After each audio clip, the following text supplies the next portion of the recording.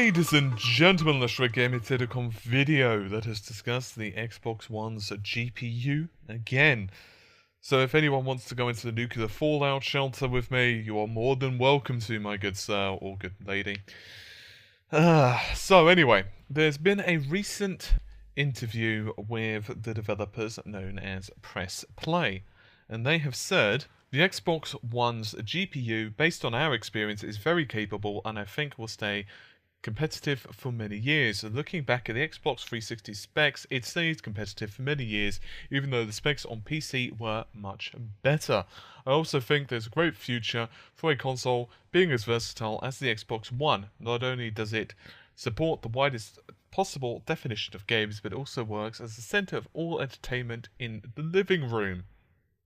They also mentioned that they, of course, are going to be porting their game to the Xbox One and that it is going to take full advantage of it. This is, by the way, Max Curse of the Brotherhood, and this was an interview on Gaming Bolt. So, right away, the internet has immediately started to go crazy. Brotherhood is going to be running at 1080p and 60 frames per second. First of all, in the interests of being non-biased and all of that jazz, I'm going to read out a statement on Press Play's own website. This is on their About section, so you guys can Google that. We are Press Play. Press Play is an award-winning games development studio based in central Copenhagen. Since 2006, we have brought more than 20 games to multiple platforms for clients, publishers, and ourselves. In 2012, our studio was acquired by Microsoft, and we are now part of the Microsoft Studio family, along with awesome studios like 343 Industries, Rare, Lionhead, and so on and so forth and so forth. So here's the thing. The internet, various forums have already started to rage on this, and the basic consensus is this. Well, what do you call capable? Because there's many definitions of capable. For example, let us focus like a laser on to their exact point of the PC performance with the Xbox 360 versus the PC's high-end. Well, I would argue that if you've played something like Crysis 3 on the Xbox 360, and then you've played, say, Crysis 3 on the PC, and I'm talking like on the highest specs possible with a decent system, the Xbox 360 doesn't even slightly keep up. I'm sorry, it's just the case. The same with the PlayStation 3, because here's the thing: it just can't. It's a fixed platform. You can't say, well, I'm going to produce hardware that's like, £400 and 5-6 years later or whatever time period, that's still going to be able to keep up with a recent, gaming system. It's just not feasible. So, of course, once again, these are all really difficult terms. These are subjective terms that are being used because I can say, well, yeah, it keeps up if you're doing certain games, if you're, creating art styles, have a very interesting art style, that type of thing.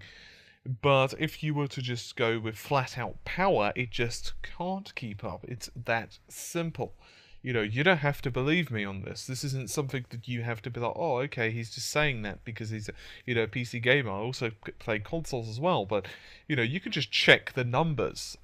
Just Google the amount of T-flop performance of an Xbox One, then Google something like the R9 290X, which is very similar GPU architecture, graphics card architecture, to the Xbox One and PlayStation 4, and just look at the numbers. I'm not even going to tell you what they are. I'll just let you Google it, and you can just see that, we're not even talking like 2 or 3 times the amount. So that's the problem with this. Now, let's go with the other one, the implications with the PlayStation 4. One user on one forum was basically like, oh dear. And here's the thing, it's like when you start comparing different platforms like this, it becomes extremely difficult to know the exact performance. And obviously, this is exactly the same issue with Sony. Like, for example, as much as I have quoted the Killzone Shadowfall technology. And yes, I have read the entire set of Killzone Shadowfall white papers. I've also read the white papers on the GCN architecture which powers the PS4 and Xbox One. I've read about the computer architecture. I've read all the white papers on the AMD Jaguar, which of course is the CPU inside it. I even read the Hynix memory white paper, which of course is the RAM inside the PS4. And trust me, when you start looking at memory timings in a whole white paper, you're grateful when you finish. But on a serious note, here's the thing. You obviously, if it's a studio that's owned as a subsidiary, they're going to say stuff like this. Now, I'm not coming across as negative. I'm not saying the Xbox One's GPU is crap. I'm not saying the Xbox One's performance is trash. Because if you were to look at games like, oh, I don't know, say Rise, which in my opinion looks beautiful.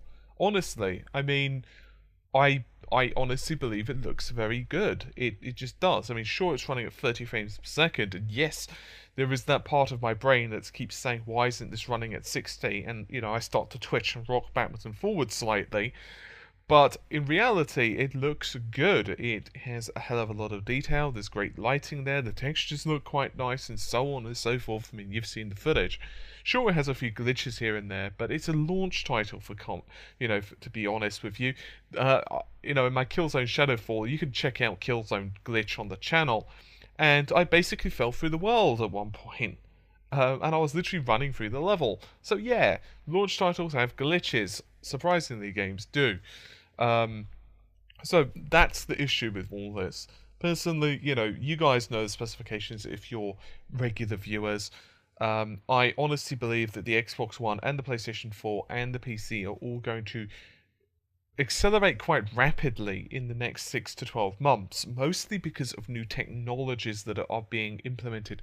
For example, new texture streaming technologies, which are going to be rather integral, I would probably use the word, for the Xbox One in particular, mostly because of the ESRAM.